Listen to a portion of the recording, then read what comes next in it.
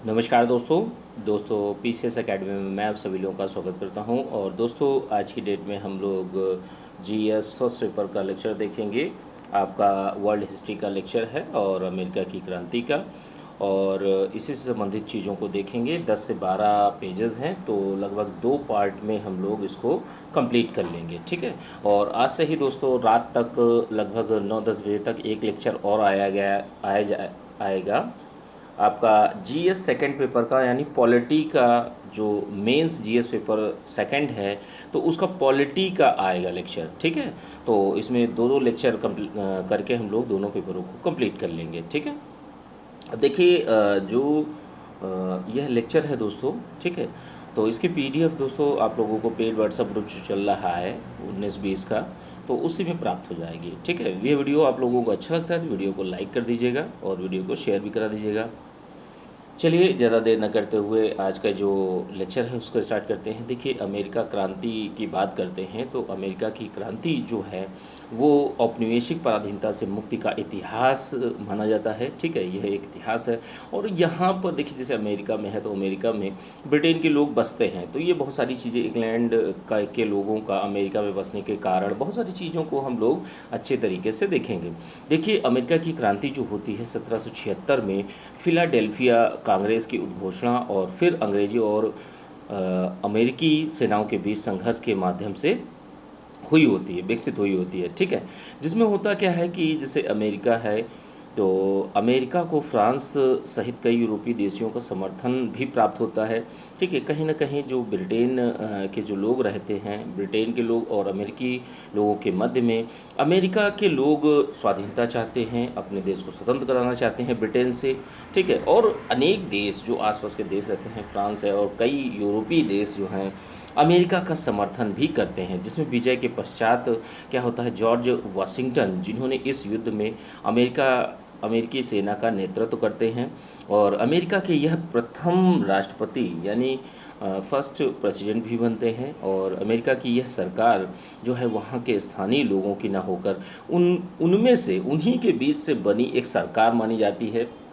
और 17वीं सदी के आरंभ से ही यूरोप के विभिन्न देशों में आवर्जन करके अमेरिका में बसे लोग थे, ठीक है। ब्रिटेन के लोग और बहुत सारे लोग बसे थे, जिनमें सर्वाधिक आबादी जो ब्रिटिश लोगों की ही थी।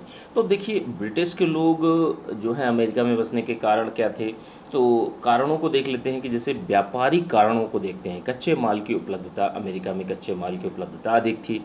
प्रकृति ने अमेरिका में बंदरगाहों के विकास को बल दिया, ऐसा स्वरूप है, ऐसा स्ट्रक्चर है कि वहाँ पर बंदरगाहों का विकास हो सका। इस दौरान यूरोप की जनसंख्या में वृद्धि हुई और बसाव के नए जगह की तलाश की गई। कहने का मतलब ये है कि अगर एक कोई ए नाम का स्थान है और यहाँ पर ये मान लीजिए यूरोप है, ठीक है। अब यह अगर यूरोप है और यह अमेरिका है, ठीक है, तो अब इस जगह पर यहाँ अगर ज़्यादा जनसंख्या हो जाएगी तो यहाँ लोग पलायन करते हैं, ठीक है, नई जगहों की तलाश करते हैं। तो इसी तलाश में अमेरिका में ब्रिटेन लोगों का बसना होता है, ठीक है। यूरोप में राजतंत्र की निरंकुशता के खिलाफ स्वतंत्रता के हिमायती लोग अमेरिका चले जाते हैं।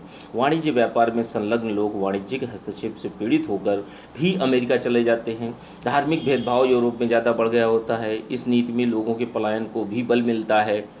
इंग्लैंड की जेलों में लोगों को अमेरिका में बसाया जाता है। जैसे इंग्लैंड की जेलों में जो लोग बंद रहते हैं तो उनको अमेरिका में बसा दिया जाता है। बसाव की यह प्रक्रिया जो है बहुत ही ज़्यादा कष्टदायी होती है।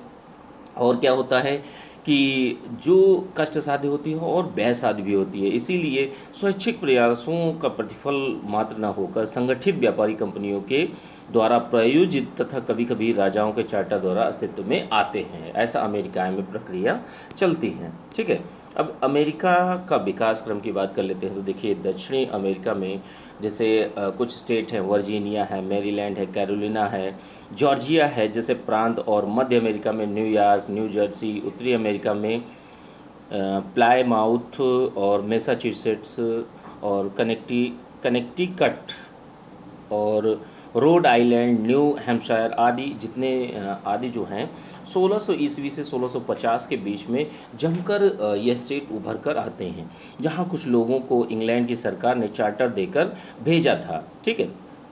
अब जैसे वर्जीनिया है, मैसाचुसेट है, कुछ ऐसे भी प्रांत थे जिनमें पलायनकर्ता लोगों ने बसाया था, ठीक है? पलायनकर्ता लोगों ने बसाया था। और पलायनकर्ता लोगों में जैसे है कि रोड आइलैंड हो गया, कनेक्टिकट हो गया, ये पलायन लोगों के द्वारा, जो लोग बाहर से आते हैं, उन्होंने बसाया था। कुछ लोगों को अंग्रेजी जेलों में भी विस्थापित किया गया, ठीक है? और कुछ को व्यापारिक समूहों ने अपने खर्चे पर भेज दिया। तो मतलब कहीं न कहीं बाहर के लोग आकर बसते हैं अमेरिका में, अलग-अलग शहरों को बसाते हैं, अलग-अलग जगहों पर बसाते हैं। कुछ लोग ऐसे भी थे जो यूरोपीय सरकार की धार्मिक नीति से उत्पीड़ित होकर आ जाते हैं अमेरिका में। कुछ लोग ऐसे भी थे जो व्यापारिक संभावनाओं की तलाश में अमेरिका में जाकर बसते हैं। इस प्रकार स्पेन, हॉलैंड, फ्रांस और देखिए कई राष्ट्रों ने जैसे स्पेन है, हॉलैंड है, फ्रांस है, तो इनमें ये लोग भी जाकर बसते हैं। लेकिन सर्वाधिक मात्रा में जो रहते हैं वो ब्रिटेन के लोग रहते हैं, इंग्लैंड के लोग, ठीक है? आर्थिक स्तर पर बात की जाती है तो आर्थिक स्तर पर उत्तरी अमेरिका कृषि कार्य हेतु अनुकूल नहीं था। दक्षिण अमेरिका इस कार्य के लिए, कृषि कार्य के लिए बहुत ही ज़्यादा अनुकूल माना जाता है। ऐसे में वहाँ पर शिल्प एवं व्यापार का ही विकास होता है, जिसके लिए वहाँ पर परिस्थितियाँ अनुकूल मानी जाती हैं। विस्तृत समुद्री किनारों के कारण बंदरगाहों की श्रृंखला उभर कर आती है। भाई कहीं न कहीं चीज़ें वही होती हैं कि आज की डेट में हमारे देश की सीमाएँ अगर सी से लगती होंगी या ओशन से लगती होंगी, तो ऐसी स्थिति में क्या होगा? ऐसी स्थिति में बंदरगाहों का विकास अच्छा होगा। परिणाम स्वरूप जो है कर की टोपी, तांबा एवं लोहे आदि के उद्योग भी विकसित होते हैं। दक्षिण अमेरिका की परिस्थितियाँ जो रहती हैं कृषि के अनुकूल थीं, ठीक है? यहाँ पर कपास हो गया दक्षिणी अमेरिका में, जैसे मान लीजिए यह आपका नॉर्थ अमेरिका हो गया, उत्तरी अमेरिका, बीच और यह जो है आपका दक्षिण अमेरिका माना जाता है, ठीक है? साउथ अमेरिका, और ये आपका नॉर्थ अमेरिका। तो ये चीज़ें चलती हैं। और जो नीचे वाला महाद्वीप रहता है जिसको दक्षिण अमेरिका कहा जाता है, तो वहाँ पर कृषि कार्य की जो अनुकूल परिस्थितियाँ पाई जाती हैं, वहाँ पर कपास, अदरक आदि की कृषि का विकास हुआ होता है। 1700 ईस्वी से 1750 ईस्वी तक अमेरिका में कृषि की एवं शिल्पी वाणिज्यिक विकास पर्याप्त मात्रा में हो चुका होता है। फ्रांस, स्पेन, हॉलैंड जैसे देशों में अमेरिकी वस्तुओं की मांग बढ़ जाती है, ठीक है? और इसी बढ़ती हुई मांग ने अर्थव्यवस्था ने अमेरिका में नगरीकरण को भी बढ़ावा देता है। इसके साथ यहाँ की शैक्षणिक व्यवस्था का भी विकास होता है। अमेरिका में प्रिंसटन, येन, बॉन, हार्वर्ड जैसे विश्वविद्यालय भी खुलते हैं। 18वीं सदी में बौद्धिकता के सबसे बड़े वाहक पत्रकारिता की शुरुआत जो है गजट तथा न्यूयॉर्क रिपोर्टर जैसे अखबारों के माध्यम से होती है। तो ये बहुत बड़े बड़े चेंजेस आना स्टार्ट हो गए होते हैं अमेरिका में। अब देखिए अमेरिका, इंग्लैंड, फ्रांस, ठीक है, जैसे देशों की परंपराओं से मुक्त होकर अस्तित्व में आया था। अमेरिका जो है इंग्लैंड और फ्रांस, स्पेन, इन देशों की जो परंपराएं थे उनसे मुक्त होकर आता है, भाई स्वाधीनता प्राप्त करता है। और अपने निर्माण के गुण के आधार पर अमेरिका का समाज जो है इंग्लैंड और फ्रांस से ज़्यादा प्रगतिशील हो गया होता है। अमेरिका का समाज जो है स्वाभाविक रूप से पूंजीवादी समाज माना जाता है, ठीक है। अब देखिए अमेरिका की बात कर लेते हैं तो सभी अमेरिका में क्या है, अमेरिका में 13 उपनिवेश, जो 13 उपनिवेशों में शासन संचालन हेतु एक अपनी जनप्रतिनिधि संस्था होती थी। सरकार का कार्य जो है गवर्नर और जो जनप्रतिनिधि संस्था के संयुक्त प्रयास से चलता था, जिसमें क्या होता था कि जैसे प्रतिनिधि संस्था अमेरिकी लोगों का अस्तित्व में ही थी आती थी, और जबकि गवर्नर का चयन जो है इंग्लैंड की सरकार से होता था। कहीं ना कहीं लोगों की भी भागीदारी थी, और जो मेन पद था या मुख्य पद था उस पर गवर्नर के पद पर चयन जो होता था वो इंग्लैंड की सरकार के द्वारा होता था। अमेरिकी पीम एवं हैम्पटन की परंपरा में विश्वास रखते थे, लॉक को अपना आदर्श मानते थे। ऐसे में नो टैक्सेशन विदाउट रिप्रेजेंटेशन का नारा भी बहुत ज़्यादा लोकप्रिय हुआ कि प्रतिनिधित्व नहीं तो कर नहीं, यह नारा दिया जाता है। सभी 13 उपनिवेशों में क्या होता है कि निर्वाचन की परंपरा के कारण लोग राजनीतिक रूप से प्रशिक्षित एवं एक दूसरे से संबद्ध माने जाने लगते हैं। ऐसे में क्या होता है कि देश जो आर्थिक रूप से आगे बढ़ रहा होता, राजनीतिक रूप से संगठित एवं प्रशिक्षित था, और उसे स्वतंत्र होने के लिए एक संगठित आंदोलन की जरूरत थी, जो कि अमेरिका की क्रांति के रूप में हमें दिखाई देता है। अब देखिए अमेरिका और ब्रिटेन के बीच का अंतर संबंध 1600 से 1750 के बीच में देख लेते हैं कि जैसे ब्रिटेन मातृ देश था, उपनिवेश अमेरिका था। ठीक है, तात्पर्य है कि ब्रिटेन साध्य था और अमेरिका साधन। किंतु टकराव तब उत्पन्न हुआ जब अमेरिका के लोगों ने स्वयं को अमेरिका के रूप में विकसित किया एवं वहाँ के संसाधनों का विकास स्वयं के हित के लिए करने लगे। भाई सीधी सी बात है, जब कोई भी एरिया हो, जैसे मान लीजिए एक छोटा सा एरिया है, यहाँ के दूसरे लोग यहाँ पर शासन कर रहे हैं। अब अगर यहाँ के लोगों को, पर्टिकुलर स्थान के लोगों को यह समझ में आ जाए कि नहीं ये लोग गलत कर रहे हैं, हमें अपना शासन खुद से ही चलाना है, तो ऐसी स्थिति में क्रांति के माध्यम से या आंदोलन के माध्यम से स्वतंत्रता प्राप्त करी जाती है। ठीक है, उसके बाद क्या होता है कि जैसे अमेरिका था, तो अमेरिका में संसाधनों का विकास स्वयं के लिए करने लगे।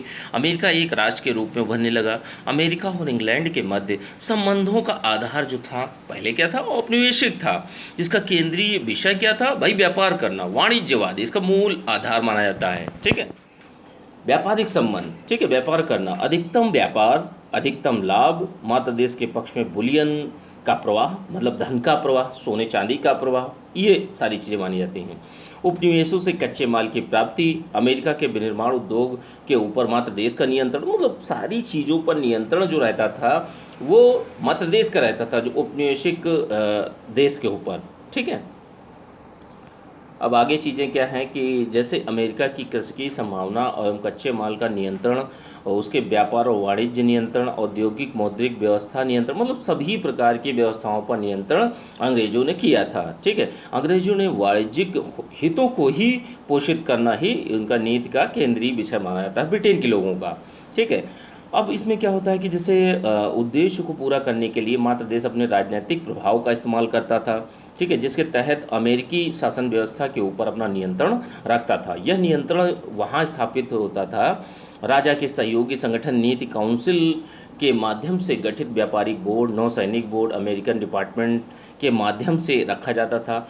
और इसके बाद क्या होता था कि गवर्नर के पास कई कार्यकारी अधिकार भी होते थे, अर्थात नियंत्रण के दो आधार थे। इंग्लैंड के संसदीय कानून बनाकर, यानी विधायी आधार पर, अब कहने का मतलब है कि कानून बनाकर नियंत्रण स्थापित किया जाता था। और दूसरी चीज़ क्या है, क्रियान्वयन के स्तर पर गवर्नर का नियंत्रण, कहने का मतलब है जब कार्य कोई भी नीति बनी तो उसको फॉलो करवाने के लिए गवर्नर था। अब गवर्नर भी नियंत्रण करता था। यह क्रियान्वयन सुनिश्चित न हो कि शक्ति, जो सैन्य शक्ति के माध्यम से नियंत्रण था। ठीक है, कहीं ना कहीं सेना के बल पे के माध्यम से था।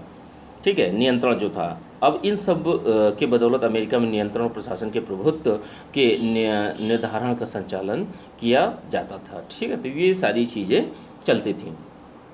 अब उसके बाद में 1600 से 1750 ईस्वी तक इंग्लैंड द्वारा अमेरिका पर अपना प्रभाव स्थापित करने के लिए विधायिक प्रयत्न, कौन कौन से कानून बनाए गए, तो उन सारी चीज़ों को अब हम लोग अगले लेक्चर में देखेंगे। ठीक है, अगले लेक्चर में यह पूरा का पूरा टॉपिक कंप्लीट हो जाएगा। ठीक है, एक दो चीज़ें और बचेंगी तो उनको भी हम लोग डिस्कस कर लेंगे। ठीक है, और इसकी पीडीएफ जैसे ही लेक्चर कंप्लीट हो जाएगा तो आप लोगों को जो आपका पेड व्हाट्सअप ग्रुप है टेलीग्राम और व्हाट्सअप पे, तो उस पर आप लोगों को प्राप्त हो जाएगी। ठीक है, अच्छे से आप लोग पढ़ाई करते रहिए। इस समय भी मिला हुआ है, तो जितनी ज़्यादा से ज़्यादा हो मेंस की तैयारी आप लोग करते रहिए। ठीक है, चलिए ठीक है, थैंक यू देखने के लिए।